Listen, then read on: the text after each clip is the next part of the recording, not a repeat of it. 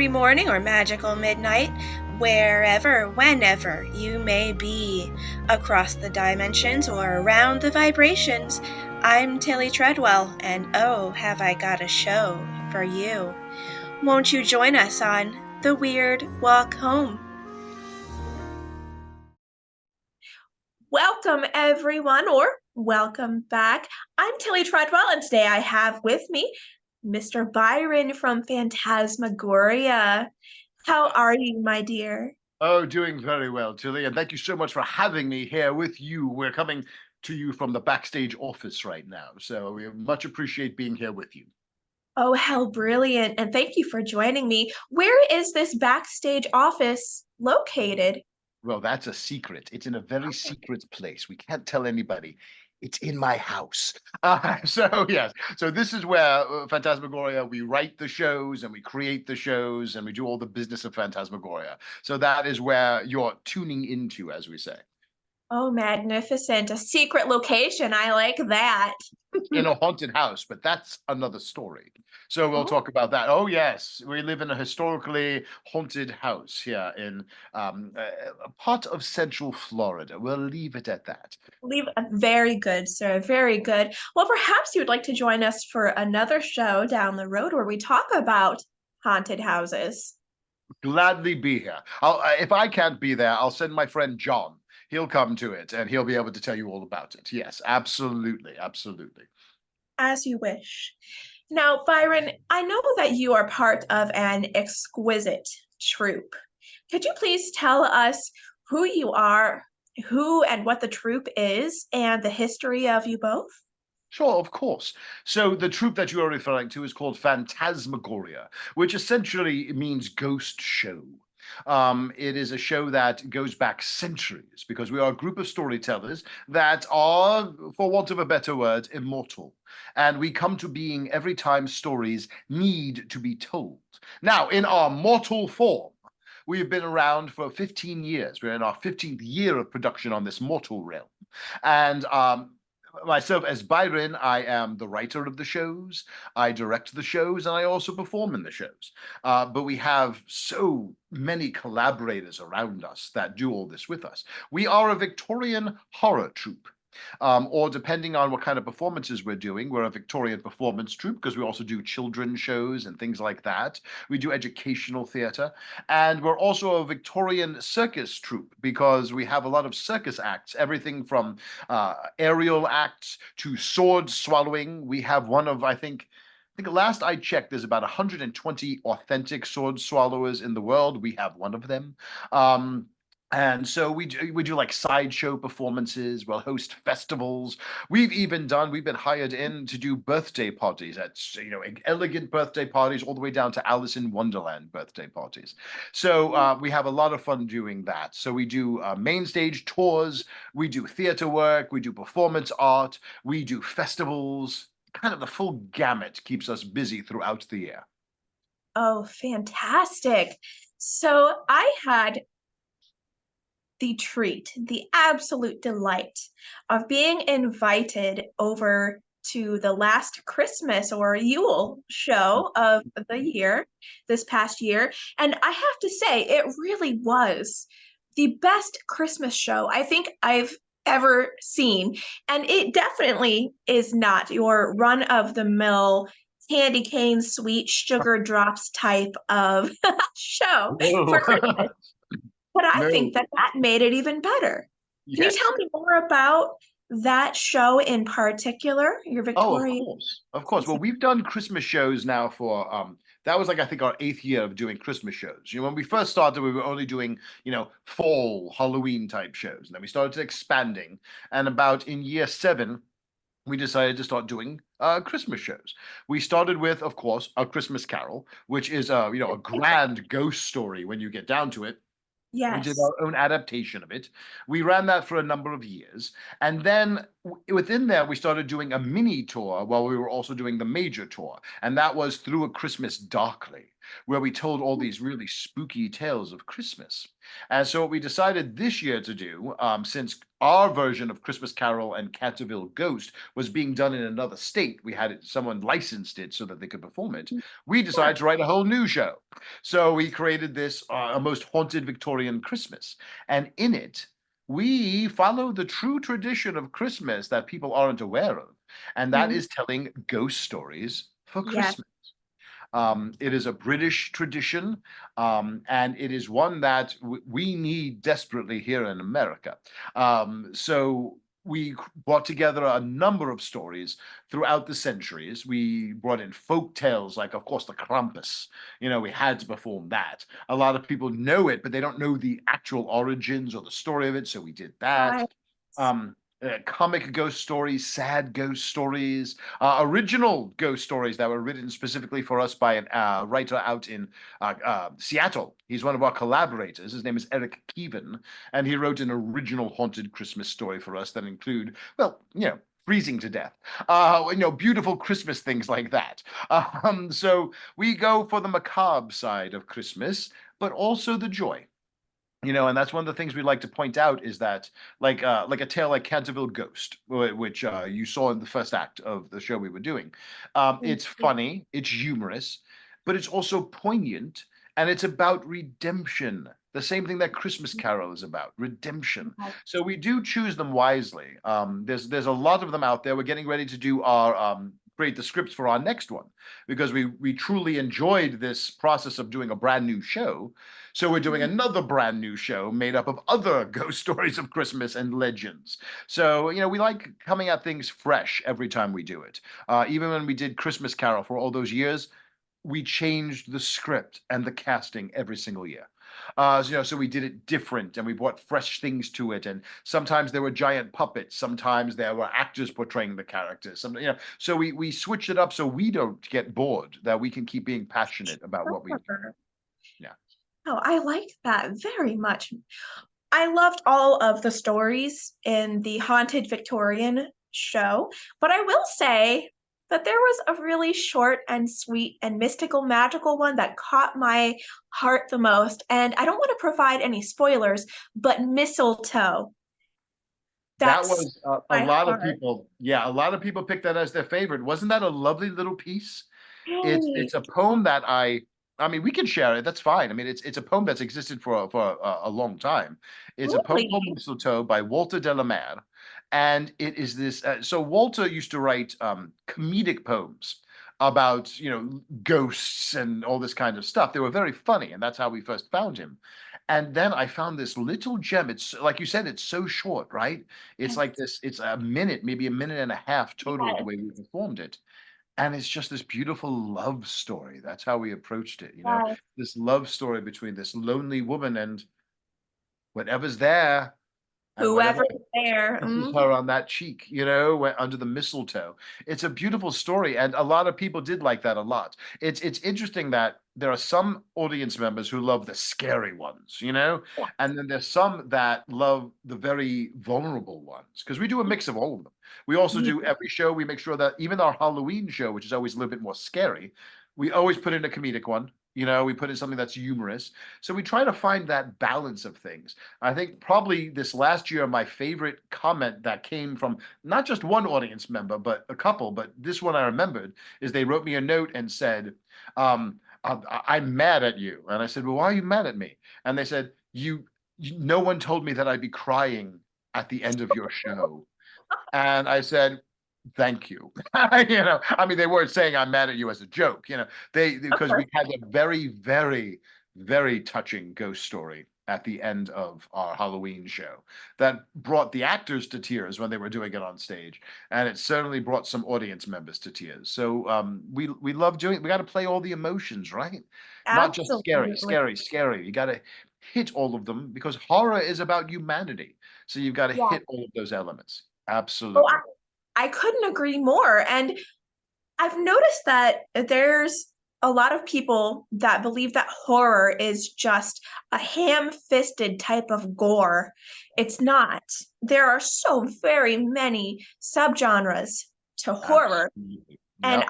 think that you hit them all nicely and roundly throughout Haunted Victorian Christmas. And I have to say that I found mistletoe, though, to be a nice little break from that. It wasn't overwhelming. It was just, it was there and it was simple and it's sweet and it spoke for itself in just the subtlest, most ethereal way. And I was so impressed with the Oh, acting there and that break in the horror and the gore in some ways that it almost made me cry, to be honest. oh, And that's difficult to do. I love that. I will tell Isla. So the Phantasmagoria member who did that, her name is Isla. She left us. She's in Washington D.C. now. Her mortal partner is working in something more terrifying than any horror story anybody has ever written, the government. I So agree. he's working with a Congress member now, and that's terrifying.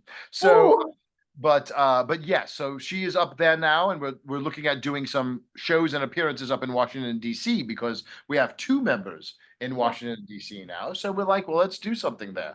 But I will tell her we talk like at least once or twice a week. So I will tell her that you loved her performance. I will say that. Please do. Please do. Yes, if I ever meet her, I'm going to ask her to give me an autograph. Ah, If she I can will. find a picture of her doing mistletoe, She that will. was Oh, I have some. Yeah, I'll look through and I'll find a picture of her doing that. Yeah. I probably have it. Our photographer takes hundreds of photos of every show. So I will okay. look and see if I have one from Mistletoe. Yes. Oh my gosh, yes. I would love that so much. That was just, oh, I can't gush enough, but the show isn't just about this little portion. I do That's apologize. okay. You can relish everything that you love. You know what I mean? And that's why you're latching onto something here. Our audience members love the overall, but Mhm. every single one of them is like, I love that one. I love that one. I love that one because they speak to them in different ways.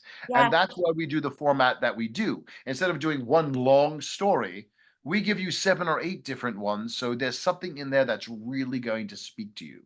So I think Mm. you tapped into something vital there. So thank you, Tilly, for that very much. You're most welcome.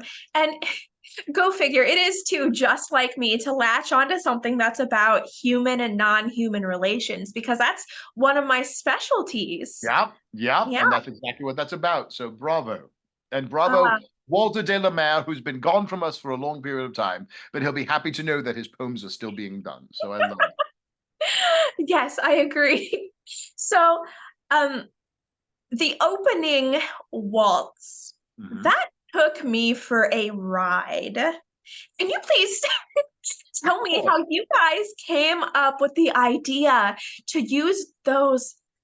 Oh, is it Oh, okay if I say nasty? Those of course you nasty can. half rotted skeletons as dance partners?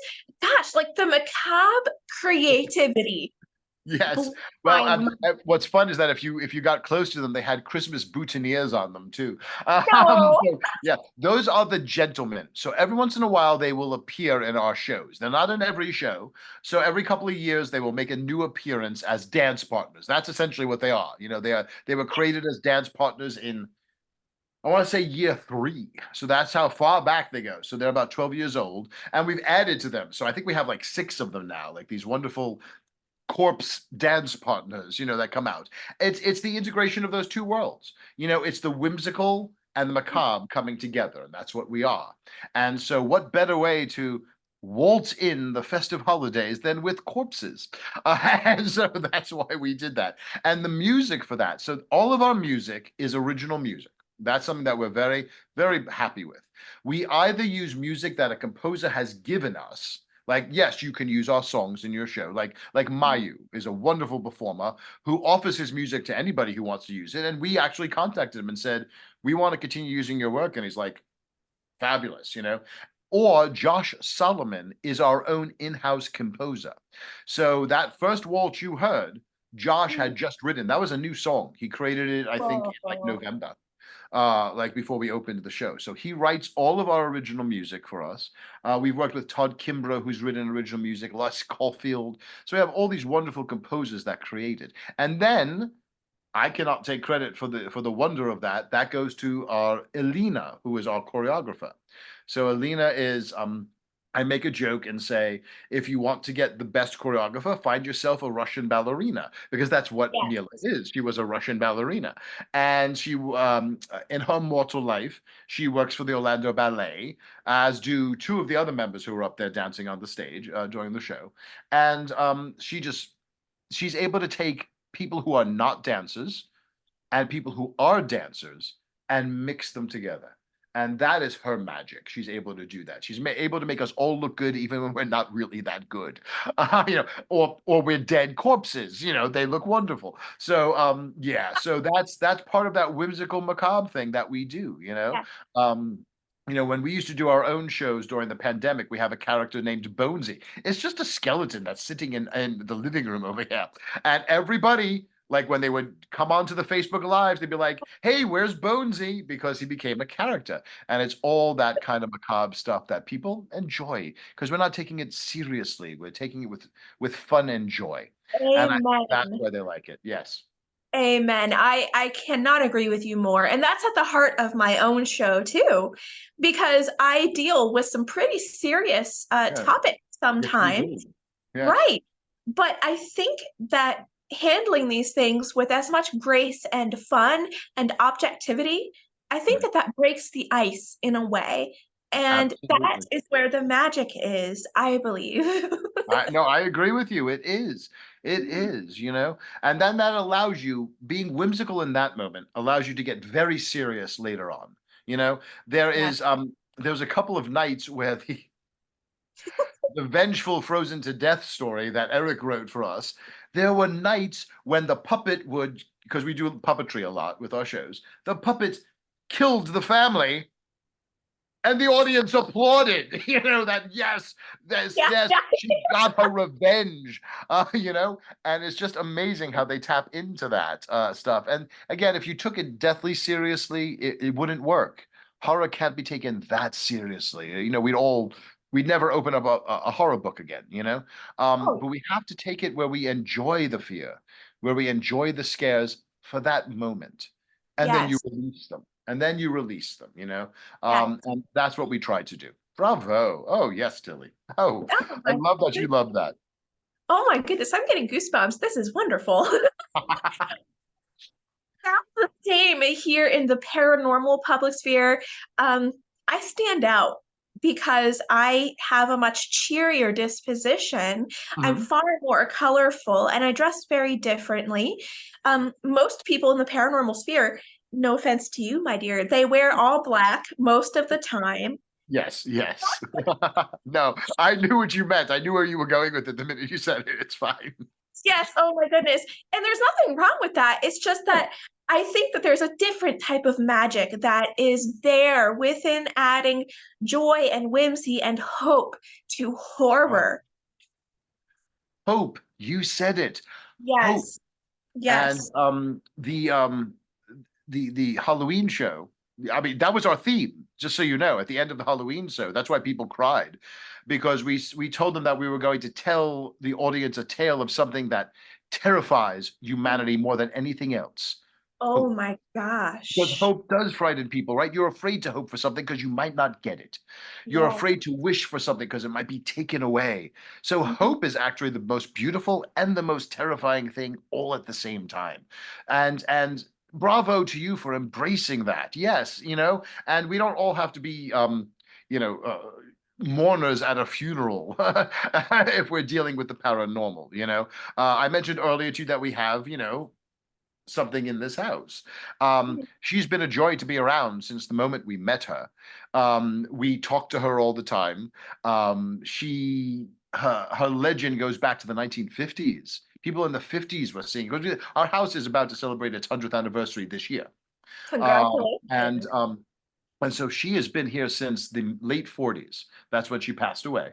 And we know who she is. We have pictures of her.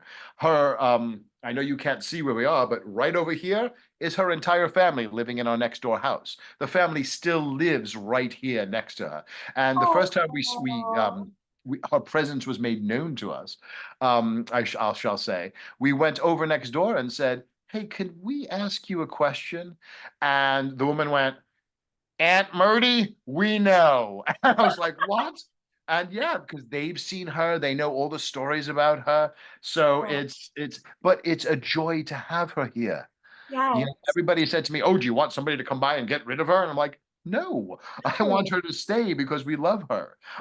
So there's that beautiful side, like you said, the joy, yes.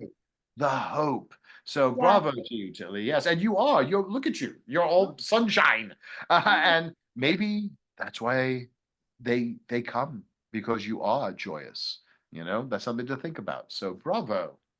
Well, thank you, my dear. Yes. And myself, I do live a magical life as well from essentially probably birth. I don't know how much you know about this lifetime that I've A had, little a bit. little bit. Yeah. Yeah. So I've had non-human encounters since I was apparently in the baby carrier. Oh, That's how far back my memory goes. And wow. even now, filming some of these interviews that I do on this channel, I have had activity here in the house. Some of it caught on tape. Yeah, Oh my gosh, that's wonderful. That's wonderful. You just it is. gave me chills. So Oh, that's wonderful. Oh, I love it. and I think that having hope and taking joy in the paranormal and having a creative open mind, I think that that draws more of this energy and more of those types of people to you. And maybe Absolutely. that's why Aunt Murdy's is still around, We hope you know. so. We And hope so. Yeah. I mean, she doesn't appear now as much as she did when we first moved in. mm, Every time we that bring makes like a sense. new antique into the house, though, Yeah. oh, Oh yeah.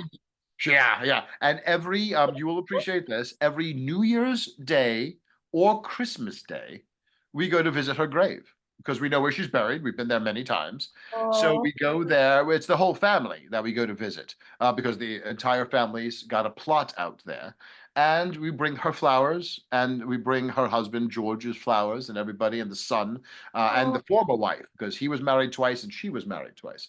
oh, okay. And so we go out and we bring them flowers and everything, and it's quite lovely. And so, and when we leave, we always say, "Hey, we're going to go now. See you back home," because we know this is where she really is. You know, she's back at the house. So no, you have to have joy in it. And you're right. Your energy brings it in. You know what I mean? It attracts. It's like a candle, right? It Mhm. brings the moth to the candle flame, and that's what's happening. I agree 100%. I love it. Marvelous. I love it. So something really cool that my non-human connections have told me over the years is that when someone dies on Earth, their incarnation isn't actually over. And Hmm. so that this is why we can have ghosts, so-called ghosts like Aunt and Murdy, Right. or people can, so-called dead people can and have been reported many times be seen amongst the fairies and sometimes even aliens. Oh yeah, And this I is believe why, it. yeah, I think that we're all a big family in this Oh, way, and that incarnations, they fade into each other over mhm. time. There's a lot of overlap. And I think it's really interesting how the incarnation doesn't end necessarily when you die. You can come back now and enjoy Earth in a completely different way. How awesome is that? There are so many cultures that don't believe that death is the end. That is just Yeah, a part of the sequence of life, right? Or existence. Let's use the word existence rather than life, right? And you know, religions believe that in their own way. yes, You know, different belief systems believe it in their own way. Folk tales and culture and legends believe it in their way. I'm trying to remember the country that actually I believe it's an Asian country, and I don't remember which one, that goes into the crypts once a year and takes out the skeletons and cleans them and redresses them and fixes them and puts them back. I mean, talk about revering your family. You know what? The family oh, is still there for them, you know? And yeah, don't we always do that? You know, my mortal mother passed away many years ago, and I talk to her every day. And sometimes you forget that they're gone, you know, and it's because they are still there. They are still there and they're going to remain there as long as you have them here and here, they're still with you too, you know? And that's the yeah, beautiful. So no, I agree with you so much. I agree with you. You know, it's some people call it God, some people call it heaven, some people call it whatever name you're going to give it, there's Mhm. probably something there if this many of us believe it, so absolutely, Yeah, absolutely. I agree. I personally theorize that someone's personal vibration, which is directly akin to the life that they've chosen to live, I think that that determines where and how they pass through the veil and what type of afterlife they're going to be living. Is it going to be a heaven like one? Is it going to be more hellish? Is it somewhere in between, something wilder, like maybe joining fairy family or alien family? I don't know, but that's my own theory. What do you think? I know. I love that. I mean, it's actually, if you want to get really, so this is another incarnation of my life that I'm not going to say specifically what it is, but I work with. I'll tell you later, not for Sure, camera. sure. But I work with a science organization, and Okay. every year at a memorial service, they have me give a speech, which I want you to look up for yourself.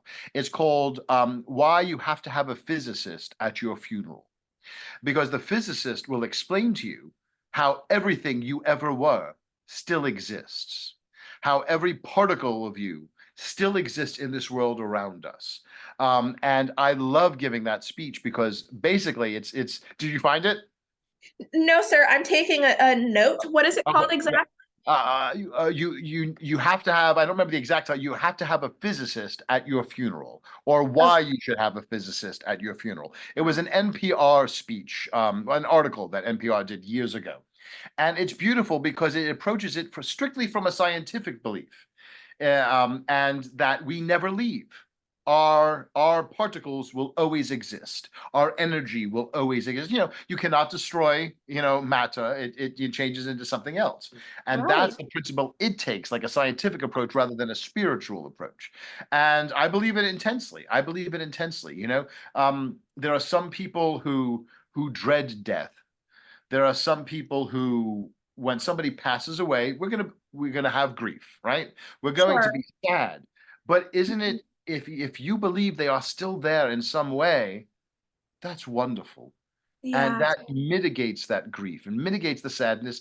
And if they are truly there spiritually, fabulous. If they're not truly there spiritually, but you believe they are, then they are. And that's the beautiful thing about it. So yeah, no, I believe in it. I believe in it 100%. If you look around this room, like if I took you like into the intricacies of this and the other rooms, our house is like a museum. My whole family's still here. I have my great grandmother's hair somewhere in this house. I keep everything with me. And that's because I revere my family, whether they're here or not here. And that's the beauty of it. Yeah, no, I agree with you, Tilly. That's beautiful. And isn't it this warm love that you're yeah, talking about? You yeah. know? And that's, look, what's funny is that we've been talking about horror, right? And what we're Hmm. really talking about is hope and love. And I think that that's Exactly. amazing. That's amazing. Oh, I love it. I couldn't agree more, my dear. I think that at the core of every horror story, there is a grain of truth Oh, yeah. and there is an implicit message as well. So we have the obvious message, like maybe don't go into the basement at night by yourself if you're hearing weird noise. Sure. But there's also there the message that maybe it could be a ghost. And what does a ghost translate to? Life after death. That's an Yeah. implicit message. And I think that there is at least one of those in every single horror story. And your show encompasses that brilliantly, in my opinion. Thank you. Well, So, it's me, but it's also all the people we perform with. They yes, revere, all those actors, all the designers, they revere these. They love these. They relish them. And I think it's their sincerity that's coming through. That's, I'm yes, actually not using my own words now. I'm using words that have come from other people. It's the sincerity that really reads off the stage to them. And yes, that's important to us because we very much believe it. And we're a family. There are people like you saw the show at Christmas. yes, There are people on that stage that have been with us for all 15 years. 15 years acting and dancing together 12 months out of the year. That's a family. And then there's yeah, also new people who come in. Most of our yeah, people have been with us for, 15, and then there's a whole other class of people that have been with us for maybe about 10. That's the majority of the troupe. They've been with us around 10 years. And then there's a group that came in about 6 years ago, when we do our auditions, and we bring in new blood, that kind of a thing. Mhm, So mhm. you had people on there who've been there that long, and you also have people who've been on there for the first time on stage with us. Like they've never been on stage with us before, and they're on stage with us now. And we love that. Like the little girl who was in the show, this was actually her second year with us, and she's already moving into her third year with us. She's Well, performing with us at MegaCon next week, and so she's grown up with us. And mhm. one of the performers that you didn't get to meet because they were doing the ballet rather than in Oh, our show during the Christmas thing. She grew up with us.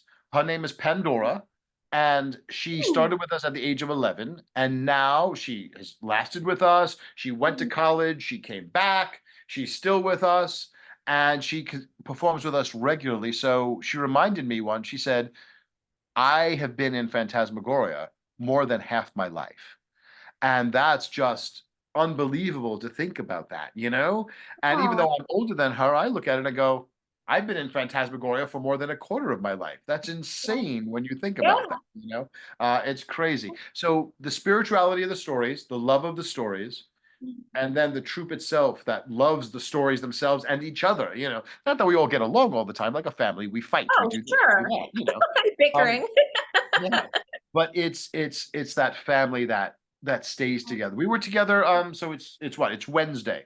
All of us were together in a Zoom 2 nights ago going over the plotting for MegaCon. We were all in here planning it out, and we'll all be together for about 5 or 6 hours this Sunday rehearsing and getting ready for MegaCon.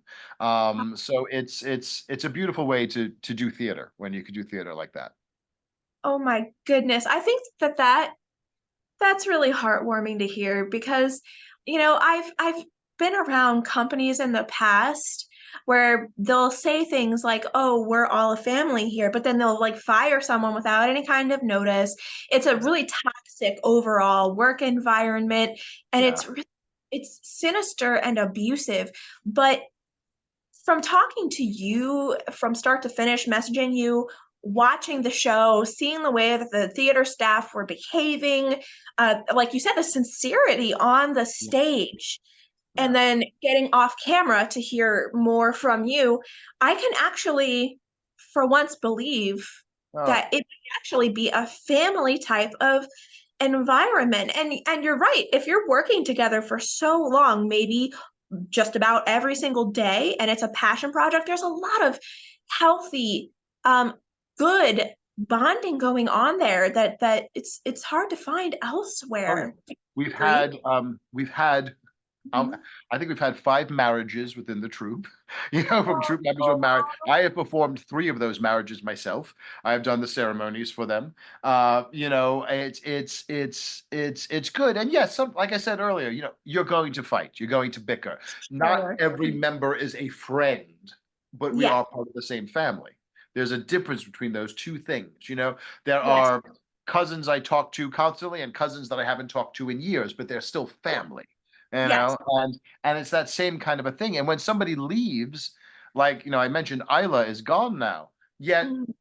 on Facebook we're talking all the time because we miss her because she's part of our family. Mhm. We cheer when somebody we had one couple who met in the troupe, got married, moved away, now they're having their first baby, and so we're all cheering that on. It's the Yeah. next generation, we say, of Phantasmagoria. So it really is that family atmosphere. These are people that I hope I know for the rest of my life. Very much so. God, you're gonna make me cry. No, no, Sure. always. We didn't know we'd be doing this 15 years later. We thought we were doing it for 1 year. And then, the audience is the ones who said, "What are you doing next year?" And we were like, "No idea." We didn't know we were going to have a second year. And every year, we've kept going, and, God bless them. And every time, you get afraid, the artist, the vulnerable artist, it's like, "Oh my Yeah. God, we just closed the show. What's coming next? Oh my God, we're not going to," and then the phone starts ringing, and you're like, Yeah, "What do you the do?" requests start coming. Yeah, yeah. It's like we were finishing our Halloween show, and before we finished the Halloween show, the venues were sending us our contracts for next year. Let's get you in there. And then we have, we're always trying to expand too. We have new venues we are looking at to add, not take away. but to add this coming Oh, year. We wow. have one venue that we might be going back to that we haven't gone to for about 4 or 5 years. It's before the pandemic that we may be going back to, which is great. And like even during the pandemic, we did a show every Sunday night for the entire year of the pandemic. We did it, we filmed it, and we did it on Facebook Live. Wow. And the first time we did it, it was just sometimes it was just me and Cimarine, you know. Other times we had guests come in, we had musical guests come in, anybody who felt safe, you know, going out during the pandemic to do something. Sure. And I remember we had just flown in from St. Louis. We were in St. Louis rehearsing because we had a troupe in St. Louis for a while, but the pandemic kind of stopped all that. So we were rehearsing in St. Louis. And when the shutdown happened, we were out of state during the shutdown. We were terrified. We didn't know what to do. We were, the morning we woke up to leave and get on the plane, we were the only people left in the hotel, like the entire, because everybody had just, so it was scary. And we came back here and we said, what are we going to do? And I said, you know, we're going to try this thing and we're going to do it. And if people watch, great. And we'll do it again. And if nobody watches, we tried something, you know? Yeah. So we filmed it, we did it. And we woke up the next morning and there were already like 3,000 views on it. And we're like, what? What? Cool. Yeah. And it became this tradition. And we actually miss doing it. We can't do it because we're so busy, you know? Yeah. But but for a year solid, we did it straight for everybody, and it was glorious to do that. So even in the pandemic, and like for our main stage show, we couldn't do a main stage show, right? We couldn't do anything because the theaters were closed. So Right. we rented a studio, we put up our set, and we filmed a live streaming main stage performance that we Oh, did. And it was shown in theaters all over the place. And the theater you were at, they yeah. felt comfortable enough to open. They showed it on the big screen because that's also a movie theater. So they showed it on the big screen and stuff, and we went and watched it with masks on, you know. Oh, But we watched it with an audience, and it was absolutely wonderful to see ourselves on the big screen with a full house. You know, it was kind of interesting. So even in the pandemic year, we desperately tried to stay together. You know, we've been very lucky COVID wise. We've had a couple of people who are like, can't do the show, and we've had to bring in an understudy, but that's only happened twice, you know. Other than that, we've been very safe from COVID, so knock on wood. Yeah. fantastic. Now, over the years, we've done it many different places. So we had a troupe running for about 2 years in St. Louis, Missouri. We were actually working for the Arch. The company we worked for was owned by the Arch, and we were doing shows on a riverboat that would go up and down the Mississippi River. All right, so we did Wow. those for 2 years. Then we've also done shows in Baltimore. There was a theater that would host us in Baltimore, and we'd bring the whole troupe to Baltimore. That was crazy, you know, but we did that. I've done shows in Atlanta. We actually had an Atlanta troupe for a few years, about 2 years again, you know, where we were doing, we would go up, but we'd also had people right there in Atlanta who would perform for us, you know. And the latest one is, like I said, Syracuse. So Syracuse, New York, there's this wonderful company that performs up there, Great Northern Theater, and they had flown down and seen our Christmas show the previous year, not this year, but the year before, and it was great. You know, and I knew one of them from years ago because I'm originally from New York, and then I did my college degree in Syracuse, and I would go back every once in a while and perform up there in Syracuse. Okay. So somebody who I had met, an actor, was one of this pair of people who came down, and about a month later they said, "Hey, can we license your shows in Syracuse?" And I'm like, Mm. yes, you can. Why not? So, Wow. so they did their first Phantasmagoria show up there this Christmas, and they got a wonderful response. Sold out houses, standing ovations, you know, that kind of a thing. So they're flying down this coming weekend, which is, I'm not sure when this is going to air. So the end of January, they're coming down, and we're going to meet about the shows for this year. You know, to upcoming shows. And continue that relationship. So right now, Syracuse is the only like out of state one that's already doing. Okay. In terms of Washington, D.C., she just moved there 3 weeks ago. So we want to like, you know, let her settle in. And then Okay. her and Syphonia, who is our other member who is up there in D.C., who's actually, we fly in from everywhere. So Syphonia is going to be flying in to do MegaCon this coming week. So, you know, they're crossing like this. Yeah. We're going to get the two of them together and say, how do we want to do this? You know, let's just do a small show and see what happens. I'll fly up. The three of us will do something together. We'll do an appearance Yeah. somewhere. and see how Okay. it goes. You know, something educational, like something at like a bookstore or a library. We do a lot of library shows. Every year we do like one or two library shows. So maybe we'll do something like that and see how it goes, and then see how we want to expand it from there. The reason we love that idea is because it's so close to Baltimore, where we used to have a home that we would perform on before it got. It's expensive. It's Yeah. expensive to travel that many people. You know, we had wonderful theaters that would host us, and that's the beautiful thing. So they pay for, you know, all the hotel rooms, and the last time we were there, they actually got us an apartment building. That's helpful, isn't it? Yeah, it was an apartment building that they used for one Wow. of the bigger theaters, and except they Mm, weren't doing anything during the summer, so they housed us in this apartment building, and it was just fabulous, you know. Um, mm. but it's very expensive to do that, as you would imagine. But if we have Okay. people in Washington, then they can go do shows in Baltimore, which is just phenomenal. So fingers crossed. Those are the only two. We don't want to overdo it, you know, too many places. So right Yeah. now, Syracuse and DC, we're hoping, plus the expansion of shows down here. There's a theater in Mm, St. Mary's, Georgia, which is okay. closer than you would think. It's if I left my house to drive to St. Mary's, Georgia, I would be there in 2 hours and 20 minutes or so. Because it's like right on the tip. It's very strange. It's like right above Jacksonville, kind of. Okay. And we've gone back and forth doing shows there. And so they would like to see us do some of our bigger shows there this year. They have a wonderful little theater, and they have a train, and they want us to perform on the train because we've done train shows where it's a train car, but it's like three of us doing the show, you know, and we weave the stories on the train car. So they'd Ooh, like us to start yes. doing that up there. So I don't know. We're just gonna surf it and see what happens, as they say. Oh my gosh, I think that's going to be wonderful for this upcoming year. Those are a few different types of show formats, and variety is the spice of life, after all. Oh yes, oh yes. Yeah. It's like you know, we do shows in restaurants. Uh-huh. We've done multiple shows in multiple museums all over the place. We've done Yeah. shows in bed and breakfasts where the audience travels to the different rooms, you know, like immersive to watch Oh, us do the show. We're gonna do a few more of that. And what come the fall, we're looking at three different places of doing that. So fingers crossed we do that as well. You know, we have a lot of members. We have wow. probably close to 70 members, I would say, both cast and crew that can weave Sure. in and out, you know. And we're going Mm. to be doing auditions again very soon, probably in the next 3 months, to add more people to that. So we can kind of tackle all of these shows. You know, it's a lot of stuff. It's a lot of stuff. I love that. That's really cool. I wouldn't have thought to do a bed and breakfast type show. Oh yeah. One Bravo. one of the first ones we did, it was fun because it was the simplest little trick, but the audience loved it. And so we're in this bed and breakfast, and we wove different ghost stories, but overall, throughout the whole night, we were weaving this fictional ghost story that we wrote about the ghost of this bed and breakfast, right?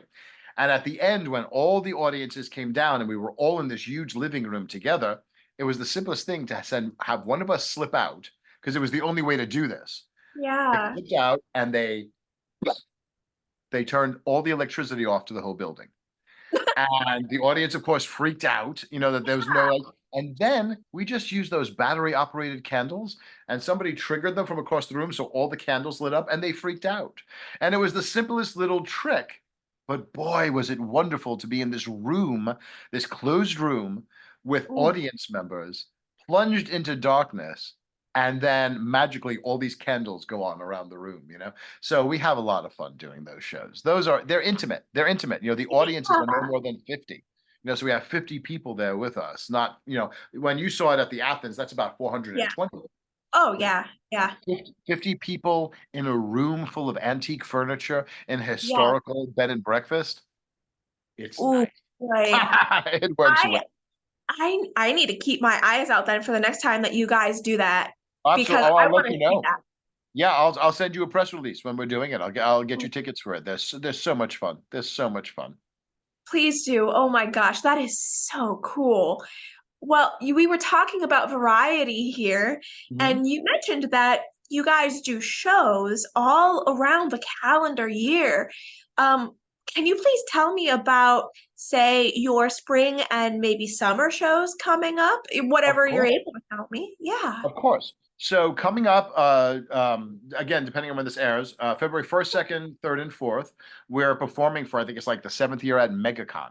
So we do Yeah. this big convention that's called MegaCon about, it keeps getting bigger every year. So, last year, I think about 200,000 people went through it, and it's probably going to be more this year. So, MegaCon works with us, and we have our own ballroom where we set up our stage and we do 10 shows during the course of MegaCon. Now, when I say shows, they're small shows. They're like half-hour teaser shows. So if you come to one of the shows, you're going to see a couple of dances, a live singer do a song. You're going to see one or two stories being told, and you're also might, depending on the night you're there, because we switch out the actors every show. So you never know what you're going to get. We have our whip artist come in. So we have a danger artist. His name is Callum, and he's good. Nobody's ever been injured. This is a good thing because he'll whip roses out of your mouth and all kinds of things. He's phenomenal. He's a sideshow type artist. He's also a stunt in his mortal life. He's a stunt man, and he also creates all the weapons he uses. He makes them, which is just amazing. So you'll come and you'll get a taste. We call it a taste and tease of Phantasmagoria. At the same time, we're doing a children's show during MegaCon for the children there who come to the convention. We're also performing at the cosplay contest. So we do, when they're out there, all the judges are doing their work, we're performing on the stage for the audience, that kind of a thing. So MegaCon's coming up. Then after MegaCon, we also do like small appearances. Like this weekend, we have a small appearance up in DeLand to do some fire dancing and some LED dancing and some crowd interaction is what we're doing. Then, come April, we're doing a custom show for the Orlando Museum of Art. Now, this is something that's interesting. It Uh-huh. is Phantasmagoria, but not as Phantasmagoria. We've done this a number of times, where they Okay. hire us to do a show, create a show for them, but I won't be dressed like this. In Okay. fact, I won't even be in the show. It's all women. It is a female-oriented show. It's about motherhood and Oh, one day kind of a thing. It's like, come in and it's like happening as the exhibit's about to close. So they're bringing us in for this wonderful thing. Right. So we'll do that. Then in May is the huge one. This is going to be kind of wonderful and terrifying and incredible. We're partnering with, for the third time, with Opera Orlando, which is the huge opera company here in Central Florida. And sure. we're doing Philip Glass's The Juniper Tree, which is a ghastly, ghastly little tale about cannibalism and murder. And oh yeah, it's Oh, a Grimm's Brothers fairy tale. Yeah, and this is an opera about cannibalism, And so we're going to be doing this, and we're doing it in collaboration with Opera Orlando. With they have a full orchestra that's going to be there with us. And then we also are doing it with a puppet company because we're telling the tale with like 12-foot high puppets.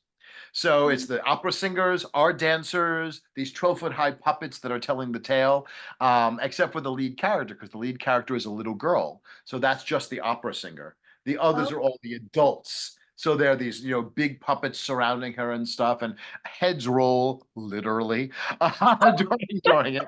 So it's wonderful, and so we're doing that opera with Opera Orlando, and that's at the Dr. Phillips Center in downtown Orlando. So we're very excited about that one. And again, this is our third collaboration, but the only one where they've come to us and said, "You're taking the lead, you're directing it," and we're like, "Okay," all So we're directing right. it and we're choreographing it.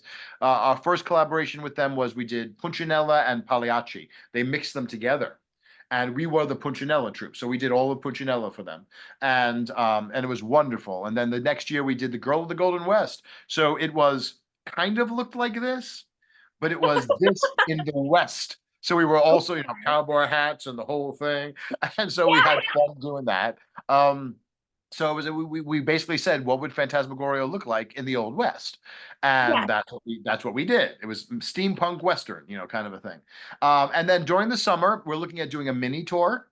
We're looking Okay. at right now, one of our members, Dahlia, is working with a number of different venues to do small immersive type events. Because we do, like I said, mentioned, we do stuff in restaurants, and things like that. So we're looking at doing Yeah. some of those over the summer. And then once we hit about June, July is when we have to turn our focus to the fall and winter. So we do our yearly photo shoot. Our scripts are Okay. finished for the fall show. We start rehearsing the fall show. And then the fall show opens the very first week in October. And we run all of October into November this year. So we're running all the way into November with it. I Um, love it. at Yeah. a number of different venues. And then as we're doing that show, we're already rehearsing the Christmas show. So it keeps us busy. That's a flow, to say the least. Yes. Yeah. All right, my dear. So I do have to say that we are out of time No for the problem. evening. This was wonderful. Oh, such a joy to talk with you, Tilly. This was great. Like you said, we've been talking on, on this thing called the Book of Face. We've been talking on Book of Face, this whole time, and it's been wonderful, but it's really just great to be here with you. So thank you so much for this. It was wonderful. Oh, my pleasure, darling. Thank you so much, Byron, for joining me tonight. This has been absolutely wonderful.